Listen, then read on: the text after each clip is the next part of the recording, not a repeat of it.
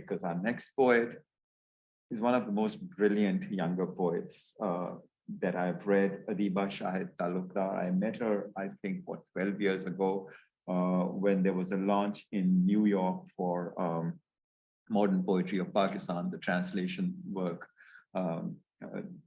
that partly I was navigating at that time, and I'm glad it came to fruition at that time. But she had translated a poem from Famida Riaz's work, and already one could see how gifted she was in terms of the lyrical and the evocative.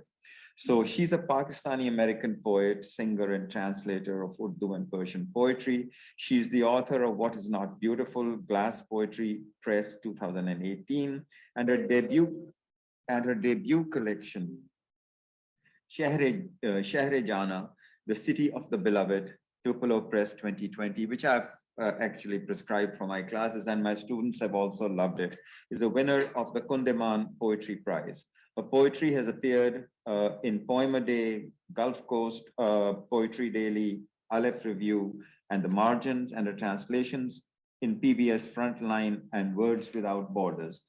Adiba has received fellowships from Kundeman and Poets House, and holds an MFA in creative writing from the University of Michigan. So Adiba Talukta, would you please take the mic? I am very grateful to you for being here. Thank you so much, Vikas, for inviting me here and for this beautiful introduction. The poems I'm going to be reciting today are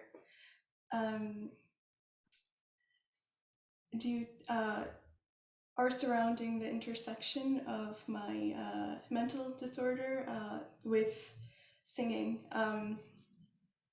because when I was younger, I wasn't allowed to sing in my household. It was considered sinful. And, you know, that's affected my relationship to music today. And I read somewhere that Bigamakter, who's, you know, one of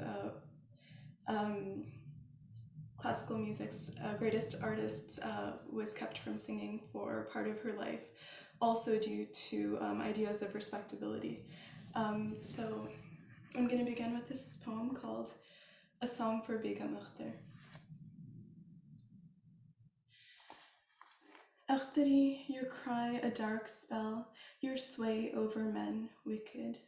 Smother this flame, a woman isn't made for spectacle, a woman can ruin a man. Soundless, Akhtari cloaks herself in smoke, finds in it a new way of breathing. In death she finds life, in glasses of whiskey, her own image. The doctors say she will die if she cannot sing. So she pulls breath like a thread from her red heart. One evening, she rises to the 5th octave and collapses.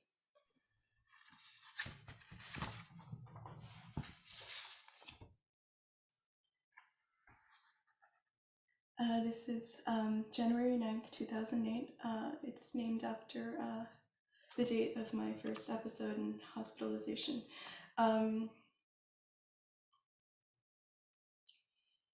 What they call mania is a mind brilliant in darkness. In you, Manhattan blinks. No one hears your terror at the East River, how it beats its head upon the rocks. When you dethroned God, you saw the world too vast, too heavy to hold, and to learn this was to learn wrath. In these white rooms, no one comes to mourn your death, then rebirth. God, awake all night, rest, rest. You are weary and the world turns without you.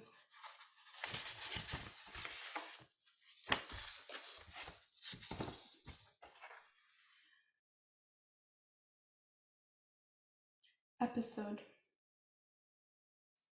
in which Ghalib's grandeur is clothed with the scarlet of a woman who has lost everything.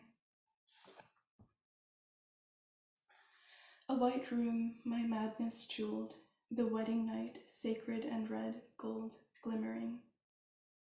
A nurse watched as I scribbled quickly in black crayon like a prophet. God knows what poetry those sheets held, and what golden threads of my imagination were snipped that night. I waited for you and longed and grieved, and when you didn't arrive, I began to sing softly the notes of lamentation. I was not fated to see my beloved tonight. And then louder, as spectacle, a child's tantrum, a god's rage, a man's pleading at the execution grounds. Without shame or veil, my voice rose, soared above that cruel night, and found in troubled God. The wine of my existence spilled from its delicate cup with rapture and purpose. Ummi, terrified, wept and implored God to forgive me and forgive her for letting the storm and tangle of me coiled burst forth as a flood of sin. And when I at last descended and lost everything of light, I could not sing again without the air getting caught in my throat and Ummi rising abruptly to pray. Her white dupatta clothed my sky, and her prayers undid the knots of dark magic, and made of my voice again a shrine, and gave it the softness and restraint of a drawn arrow. I cried out, I have to sing to feel like I'm breathing. You advised, if you must sing, put your mouth inside an earthen pot, then sing. Thank you so much. Thank you very much. We appreciate it. Thank you. Our next reader is Lynn Farmer.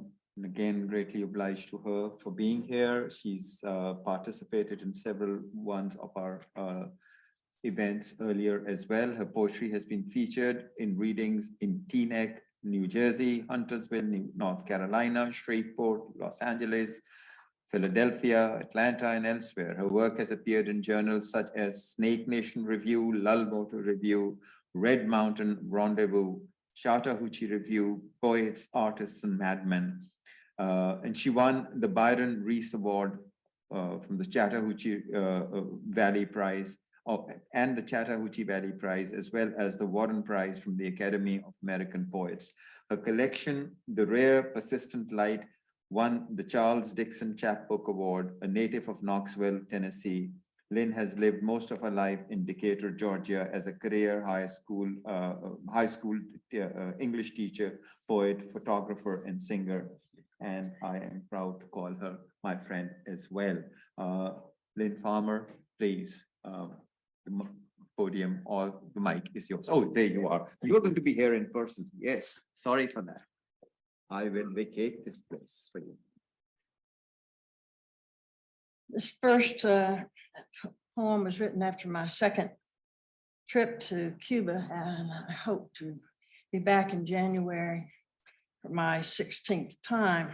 And it's for my dear friends and partners in Cuba who are suffering now: food insecurity, energy-saving blackouts, medicine shortage, risk of imminent tropical storms, recent gas fire and explosions, internal suppression, dengue fever, and the US blockade, and are still some of the most generous and joyful people that I've ever known.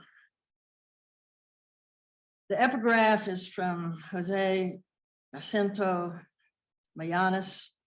Searching for haven in the stormy night, I may well perish as I make my way, but always to you, fair Cuba, holding tight, fast by the rudder, I await the day.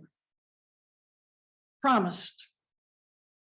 When I'm far away from you, I can still imagine crashing azure into white over the waiting edge of the Malecon, and the taste of savory black beans and rice forever filling my bowl. I can imagine the gracious palms that rise and spread their falling fronds that punctuate the horizon and mark the street before my feet. When I'm on the other side of that water, I can imagine all your splashes of color, the far blue mountains drawing some softness along the line, The bougainvillea, hibiscus, orchid, and rose, amid the green of life and gray of concrete. The yellow building, the lime auto, the white star on the red, white, and blue flag. When I'm behind the door that closes so to my hands reach for yours, this sky goes on past forever in my mind, pure on its own, crowded with white, dark with wonder, orange with ending. And I can imagine the fine feathers of the calling birds, the bright dust of the butterfly. When I can't find you in the crowd of faces and long to sit with you a while, I can still imagine the sweet coffee of friendship, the generous love. I have promised with my life and with my presence among you to remember as well as to imagine, to act as well as to remember. And so since even when you are out of sight, you are always so close to me at heart. And I can even imagine a day when we will be free from fear, free from need, free from separation. May I dare to make real all that my imagination dreams. And the next poem is called Set Me Free. The Statue of Liberty, draped in green rayon, turned from the street just long enough to light a cigarette, and then continued her funky gyrations, dancing the advertising of someone else's service, not her own. How wretched would you have to feel to don the telltale spikes and huddle there upon the roadway's edge for all to see? Those who passed by in their destination's apathy, those who cared to slow only to stare. I watched her from behind the restaurant's glass, her smile faked achingly across her face, her torch waving to the passing unconcerned. Give me your tired, your poor, give me your business, take me from this broken curb and set me free. Thank Wacus and all the others, Emily, and this opportunity that we always enjoy from Agnes Scott and continuing this great tradition. It's wonderful to be here with all the other poets from all over the world today. Thanks so much.